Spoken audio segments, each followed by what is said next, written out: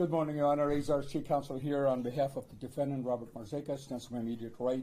We did receive the pre-sentence investigation report. I went over it. There are no additions, deletions, or modifications. Just an opportunity to allocate when the court's ready. Oh. And Judge, we do have two victims that are present here today. I know the mothers and justice to speak in terms of court as well. Deputy Wong, Yes, Your Honor.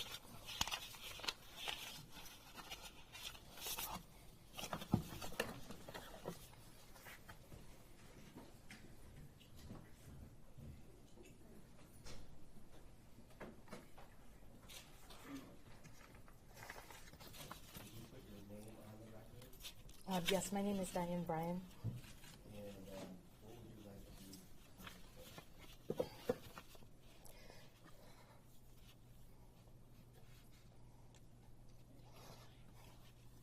I first met Saren on March 23rd, 1998. I saw his heart beating during an ultrasound that day.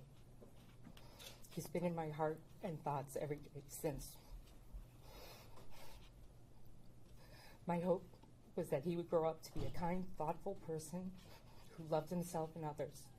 And I'm very thankful that I saw him become that man. Saren was 19 at the frontier of adulthood, a time for action and independence, a time as a mom where you learn to step back and trust that you've nurtured their strengths and given them tools to navigate the world. Although I worried a lot and lost sleep, my confidence in Saren's character never wavered. As he had only lived briefly in Clinton Township, I'd like to take some time to introduce you to Saren Bryan, my firstborn child and son. His smile. Saren's smile started slyly in one corner of his mouth and quickly spread over his entire face. His hug. Saren had a great arm span and hugged me anywhere, anytime, without hesitation. His humor. Saren was a smart, articulate person with a quick, sarcastic wit. He once called me the assassinator of fun, which became a term of endearment. His creativity. Saren kept sketch journals from ages 6 or 7 through his final days. He was always drawing. His cooking. Saren loved making chili pesto soups and figuring out my special mac and cheese recipe. And his heart. Saren was a sensitive, kind-hearted person. If he saw anyone needing help, he was there. He had a knack for finding the one kid who wasn't quite fitting in and reaching out and bringing that person into his circle. This is the man now known as one of 2 bodies found in trash bags in a shed. Saren's cause of death was suffocation. He suffered a non-lethal head wound, no skull fracture, no injury to his brain. He was knocked unconscious, then suffocated with duct tape and bound, his head covered with 2 shopping bags as he slowly died. He was then put in 2 garbage bags and discarded into a shed on a hot August morning. Each day, I struggled to not let his final day affect me more than that day I first saw his heart beating.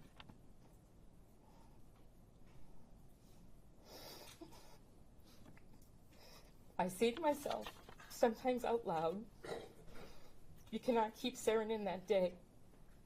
You can't keep him in pain. Saren isn't there anymore. The rustle of a grocery bag can knock me to my knees. I worry for my daughter's future. She fell behind in school and struggles every day. My heart breaks for her. Her view of the world around her has changed, and she will soon navigate her early adult years, but without her caring, protective brother to help her along. If I'm lucky, I have another 30 years at most of learning how to live without Saren. She has a lifetime without him. I understand mandatory sentencing for this offender is life without in prison without parole, and I also understand you will consider restitution as part of the sentencing. I respectfully ask you to consider delaying access to prisoner privileges and any available life enrichment programs until any ordered restitution has been paid in full. There's no way to quantify the harm done by this offender's actions to me, Saren's sister, and family and friends. Saren's life was ended, but his shining spirit endures. I still believe the world to be a beautiful place.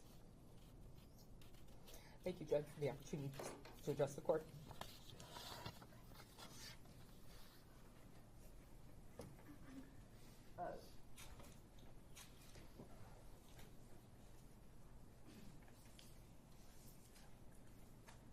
Thank you, Your Honor. It's the only victim that does wish to address the court today. Kevin is present in court today. You did hear him testify. He's confident that the court recalls the horrible testimony that the court did hear. I just have one other thing if the court wishes to hear from the prosecution further at this time.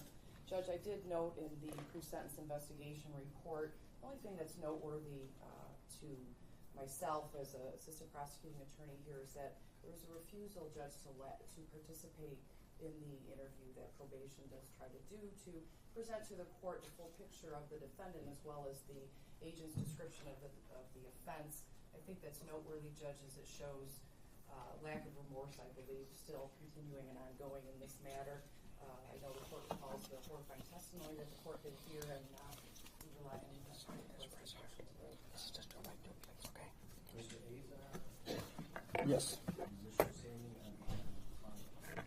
Yes, good morning, Your Honor. As Saren's mom has already indicated, there's mandatory sentencing, and I have communicated that to my clients. We all know that none of this is going to affect that.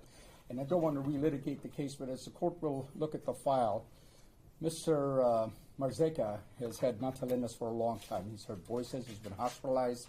He's actually been petitioned by his brother, who's present in the court, and by his father. What happened to Saren that day and Danielle is absolutely horrific. It should not have happened. Shouldn't happen to anybody. And certainly should not have been disposed of or discovered in the manner that they were. I just want the court to keep track of the fact that this was, Your Honor, not to make any excuses or to make a mockery of the judicial system, but it was, in fact, a product of mental illness. And that's well substantiated. The jury just did not see it that way. Thank you, Your Honor. Do you wish to say anything? No. You don't wish to say anything? You murdered your sister, Danielle, and her boyfriend, Sarah, and you don't wish to say anything? No. All right. Well, I just want to point out on the PSI, it says, the defendant reported that he is in good physical and mental health. So, you don't have much to say, sir, so I don't have much to say except that you're an evil man and you're going where you belong. So the sentence of the court is you placed in the Michigan Department of Corrections for a period of life without parole with 503 days served. You are not to have any contact with the Byron family, not to be within 500 feet of the residence, school, or place of employment. $136 state cost or by the court. Crime victims assessments $130. Court cost is $600, and there's attorney fees. I'm going to take that under advisement. We'll talk later. And Your Honor, if I could just indicate, I did file that last week, but somehow it got misplaced, just so that the court's aware, and I did go over it with Mr. Marzejka, so he's aware, correct? With the attorney fees that I asked for. And Judge, as far as any ordering of restitution is concerned, we do have restitution that the victims are gathering. I plan to present that information to Mr. Sheik down the road. We can work on an amended judgment of sentence to include that specific amount of restitution. The only thing I would ask the court to consider as well is, and we'll address that in the order, is that be paid and not avoided due to the defendant's need for commissary or other privileges, as Saren's mom had mentioned while in the Department of Corrections. Your Honor, if I may indicate what Madam Prosecutor said is true and accurate. She did discuss that with me. None of that is a surprise. But just for the record, I went to see my client the day before, I think Friday night or Saturday night at the jail, and his account is -50 at the jail. He can't even pay for the little bracelet that they give him at the jail and so forth. The only reason I'm indicating that, as you know, his mother's deceased. Father wants nothing to do with him. I don't think the brother does. He's got no family, nobody. So there's no chance of anything like that happening. Well, any money he accumulates in the lifetime Okay. All right? Thank you. Have you provided your client with his appellate rights? I have, Your Honor, and I've submitted them to the court officer, and he has graciously handed me a copy to provide to my client, which he is acknowledging receipt of. Is that correct, Mr. Marzejka? Yeah. All right. Okay. Thank you, Your Honor.